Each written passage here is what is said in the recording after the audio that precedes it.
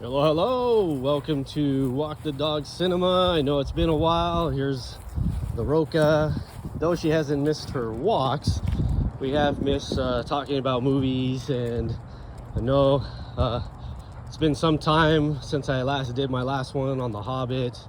And the month of epic movies was a big bust. And as you can see, she's all excited. She had a great day yesterday walking, meeting lots of friends, all out and about, and she's ready to get going here. Huh, Roca? Roca, what you doing? Yes, it's my big girl.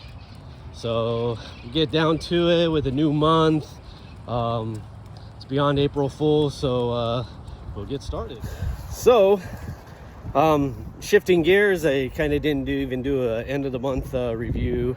It's been a crazy time in my life to try to get some stuff in, but everything's kind of slowed down now, so getting back on track here, kind of with spring and everything going on. I'm gonna be watching lots of animated movies, 2D, 3D, stop motion this month. Check out some new stuff that I haven't watched recently from Disney, maybe Studio Ghibli I haven't seen yet, and go from there. But just kind of update.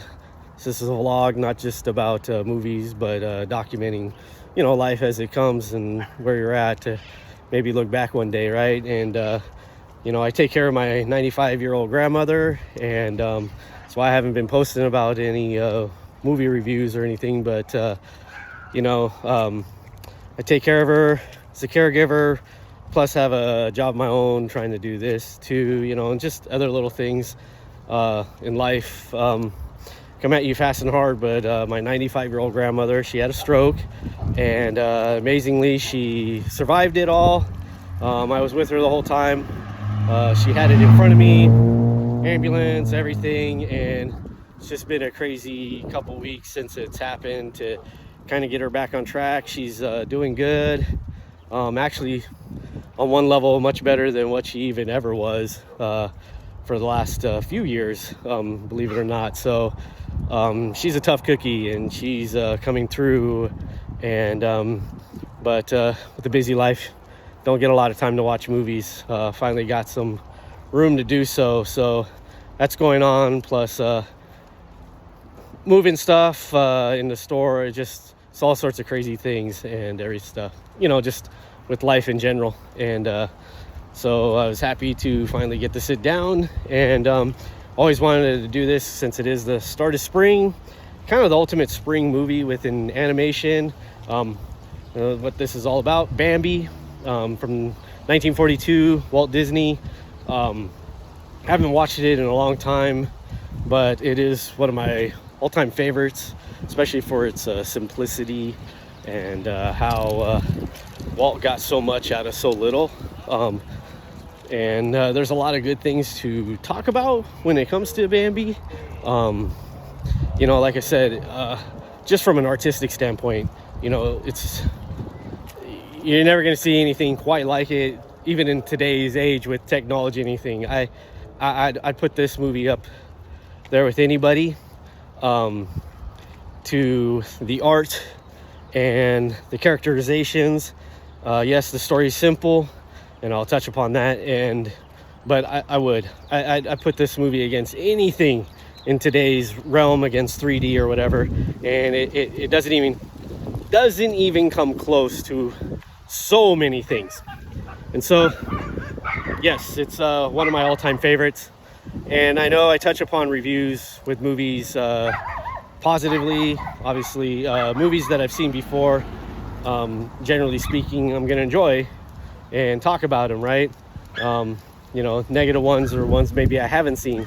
But there's going to be some negative ones even in my film library that aren't necessarily good, that I will touch upon in some other time.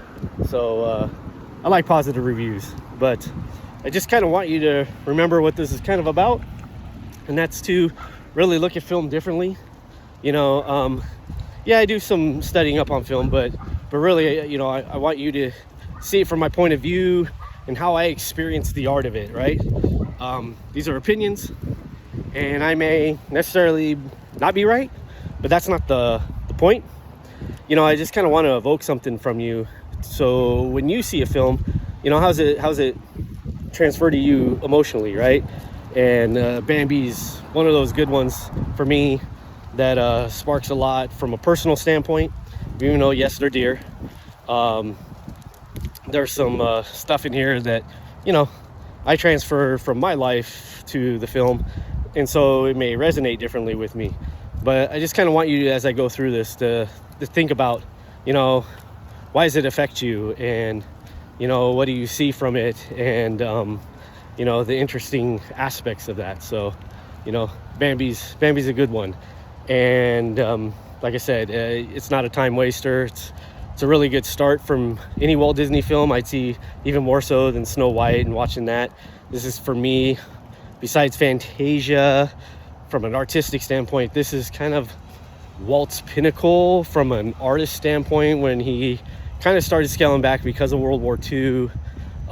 Sleeping Beauty costs more, and there's some great background work and artistic style, but then there's other little advents with Sleeping Beauty that I don't think are as rich and as depth of detail as Bambi even.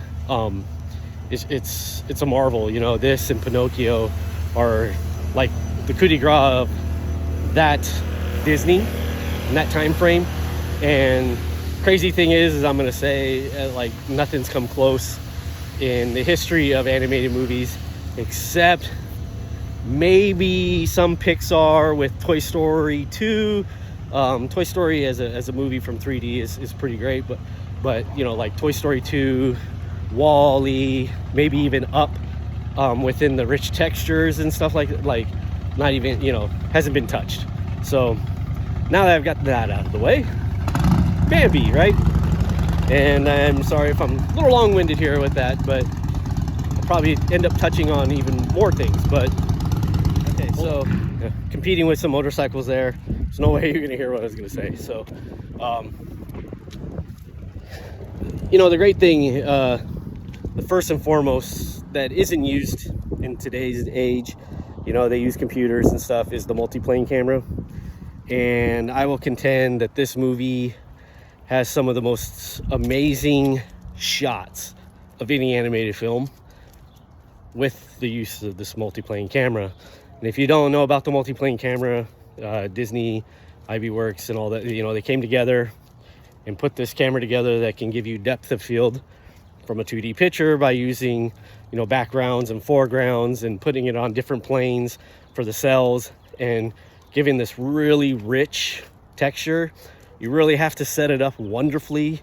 It's highly expensive for its time, but I will even contend that computers can't even replicate the physical aspect that this camera did, because there is a physicality to it. And when you really watch Bambi, I want you to watch the opening sequence to the movie, and I want you to really watch the depth of field, the foreground. There's literally like 4 different levels to this movie and this opening shot. And when you add the music and just the artistry of the backgrounds and the colors, and just seeing the little animals kind of going there as we're closing in on Bambi and his mother, in the rich setting when we get there, and then how the camera moves through the forest. Now, mind you, this is all two-dimensional. There is no technically moving camera, but they literally did it like a live action film in that regard. And I know it's film live action, but I mean the depth of field. And nowadays they use computers, and I'm sorry, it moves in such a way that it's human. Where, yes, other movies have done it, like Prince of Egypt and Lion King, and there's still a movement to it that's very artificial, that somehow our eyes pick up on, that doesn't give us the depth or the feeling or the emotion, because we know in one inherent sense humans aren't moving it. And so there isn't this weight. And I want you to really watch this movie and see how much weight everything has. And it isn't the biggest takeaway, But it is one of those artistic things that I want you to think about, that I really wish they would get back to. We get relied on so much technology that sometimes older stuff is better on lots of levels. And this is one of those moments when you see it, you'd go, oh, it would be too much nowadays. And I'm going to remind you, Disney has spent like 270 million on Snow White, a remake, a live action movie that frankly doesn't have as much as you think it does in it, that you would think costs 270 million. I just look at the remake of like Little Mermaid and like the ridiculous sums of money. That thing was like almost darn near 400 million. And yeah, it's animated and you take it to the original, and the original is superior because it is 2D on one level, but less the cost. And it isn't just because it's a remake. I mean, they're different in their senses. And I'm not going to get into the total thing. I just think that it is an inferior product on one level, because amazingly, there's no weight in the new Little Mermaid compared to something that inherently shouldn't have weight, like the 2D one. And so there's this uncanny valley with our eyes that for me, I see right away, besides story and things like that. But, when you really like harp on that and you think that Disney got rid of 2D animation because they said it was expensive, I mean, they're blowing money hand over fist. The last one, which they've built a ride about, Princess and the Frog has now got this status. I mean, they redid a whole ride in the park off of this, movie. And that was their last 2D. There's been some times like Moana where they've used 2D, which was fantastic. Mary Poppins Returns, which had a great sequence of 2D animation. I'm just saying that I really, I know Ghibli still does it. Heck, I mean, 3D almost sunk them in one sense, but, it's out there. I wish, as a rant, that Disney would get back to it, because these guys aren't afraid to spend money. And a good 2D movie would do amazing, I think, in this day and age. But I really want you to watch that opening sequence, see how the camera's moving. What does it make you feel like? It's a great opening to the whole process of this movie, and it's a great establishing shot of what we're going to get throughout the whole film. And so, you look at that, and what I love about 2D animation more so than anything else is you get that feel, right? But there's real acting and there's real characterization and going on that sometimes, yes, we can get it in 3D animation on a certain level, but because you're putting pen to paper, you're putting pencil to paper, you're inking this with human hands.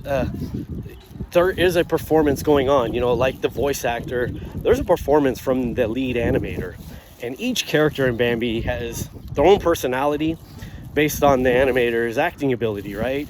And there's just so much variation and difference from all the characters. It's so wonderfully done.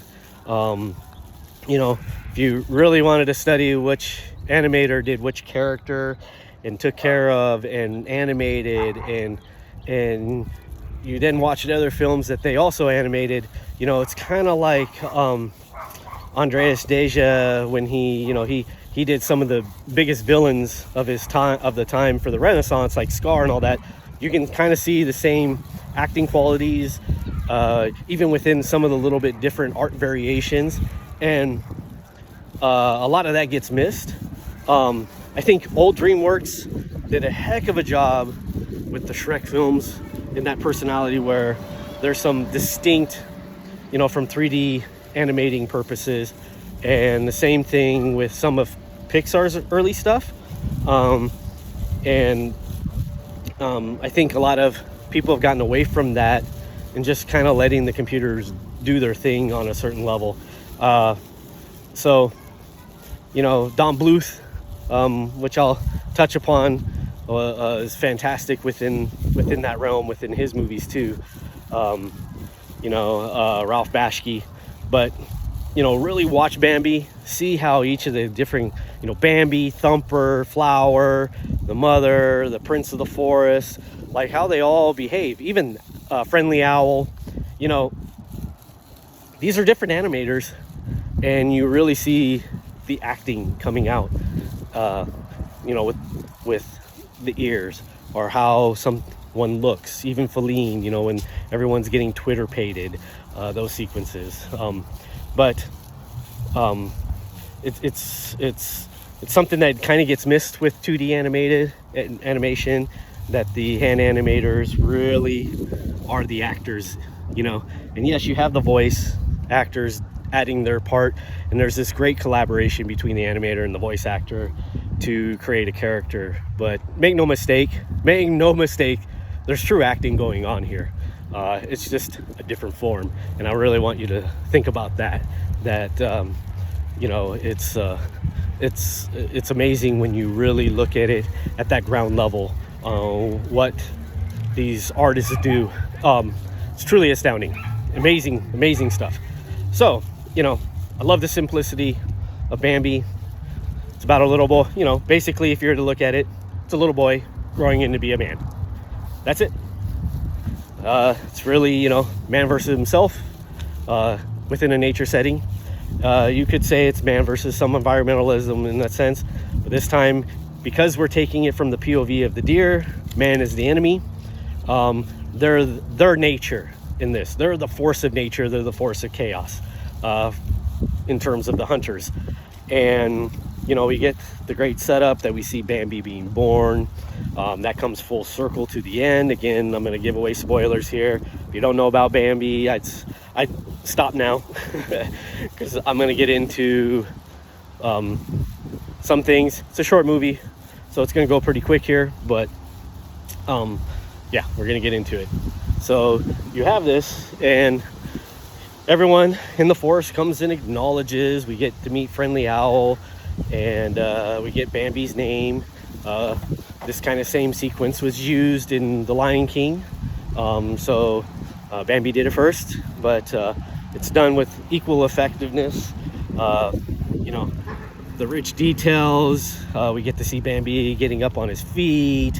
You see Bambi's personality. His eyes are red. It kind of sets up. Women's eyes are blue in this, except for Thumper and his girlfriend, but no, their eyes are different. Sorry, Flower and his girlfriend later on, but they changed the tail in that one, where Flowers is all black on the outside and the girls is all white, to differentiate, besides just feminine men. But anyhow, I digress. It's a great little sequence, and we're introduced to Thumper, and he's the class clown, so to speak. Wonderfully charming little character. The screen time he does have, which is very limited. I mean, he's maybe 10 minutes of the hour and 15 that this movie is. He steals the show. Thumper's awesome. We all want that friend in life growing up as little boys that just are exciting, fun to be around, and just see life a little carefree and a little mischievous, and we love Thumper for it. Bambi, is a little bit more serene and serious, but he's got that side that has some regality to him. He's charming, charismatic already, right out of the gate, and that's the great thing with the simplicity that we see through Bambi's eyes. We kind of pick up on all that without ever really seeing the dad in the picture. We mean, when dad is showing, shortly thereafter, he's the big bad deer looking, the huge antlers, and he just, stands supreme over everybody. And we get it right away, right? Doesn't need to be said. We know that's Bambi's father. And I love how the movie transitions. There's lots of some, but we start off, little boy needs his mother, and he gets the nurturing and how to see the world and operate in the world, and to learn life looking for things from an emotional standpoint, and we see this great nurturing. Bambi's young, right? And we just get little slices of life. It's very pastoral. We get the great sequence where, April showers. That's why I thought of the movie. I'll contend that there's no better water animated effects ever done in the history of movies since Bambi. I don't know how they make rain look so real, and lightning look so real, and water running looks so real. I love how the music goes with all the plipping and the plopping of the water, and just the soundtrack is etched into my brain on that. I always kind of get gleefully when that scene comes, and it's, again, simply just wonderfully done. Just everything so technically correct, but then so passionately done. And it's amazing to see so much technicality mirrored with such artistry. Again, amazing. Then we get the setup. We get the meadow. And this is where Disney knew it. We kids, they always joke in one sense growing up. Man, Disney scars us, right? They throw stuff at us. And I think, within life, kids can take a lot of things. And it's always good to have this. This is where I'm saying Disney is a little dangerous. It's a little adventurous in that sense. But it is made for the whole family. They're not just kids' movies. This is also for parents. So when you watch it as a 50-year-old guy, or, a 30-year-old guy, or a 30-year-old woman, or a 20-year-old woman, you can appreciate something from everything as you go through life. And certain things mean different things. But, I was really watching it this time, and man, he sets us up. He sets us up so well. He gives us this great suspense where the mother's going to go out on the meadow. You know what it's about. We have our own personal lives within this. And the great thing is even as a kid, I remember thinking, man, I know what they're worried about. They're worried about getting shot. Worried about the hunters getting them.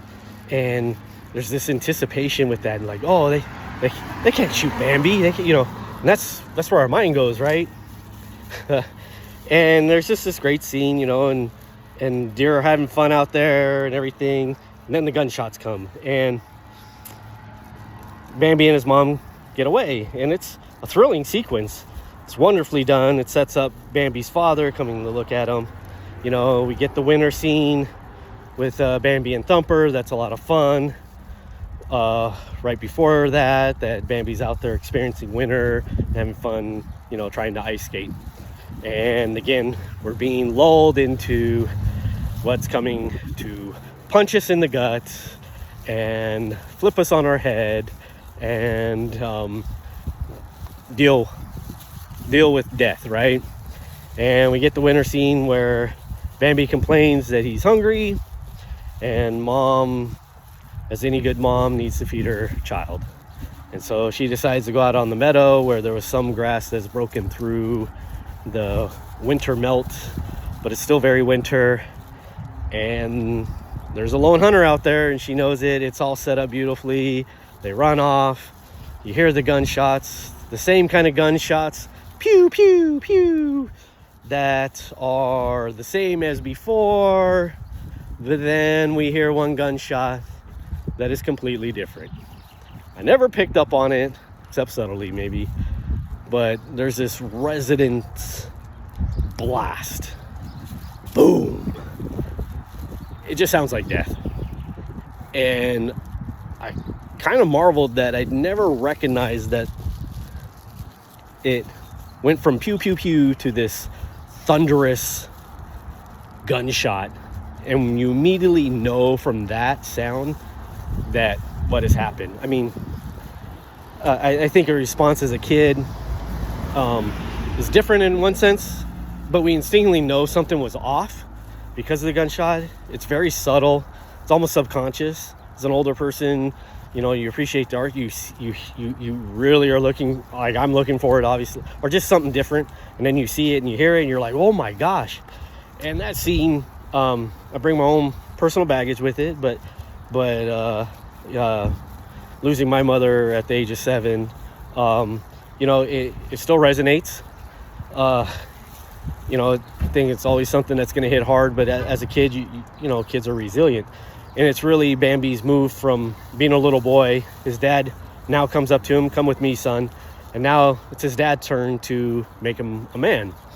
And the mother had just as much a part of it, because that beginning aspect of it comes back. So when Bambi falls in love with Feline, he's going to go back and save her life and defend her and protect her.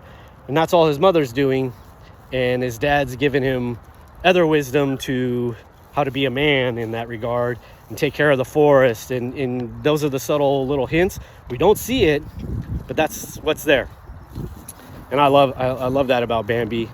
But like I said, it's an emotional pack. That's, you know, I wouldn't say it scars you, but even my dog, you know, little Roca here, you know, she kind of felt that I was feeling it, so she comes and gives me a hug. You know, it resonates even after all this time. And you know, kids can deal with it, and it's always been a favorite of mine, even with that in there. And I think that's what I've always admired about Walt Disney with his stuff.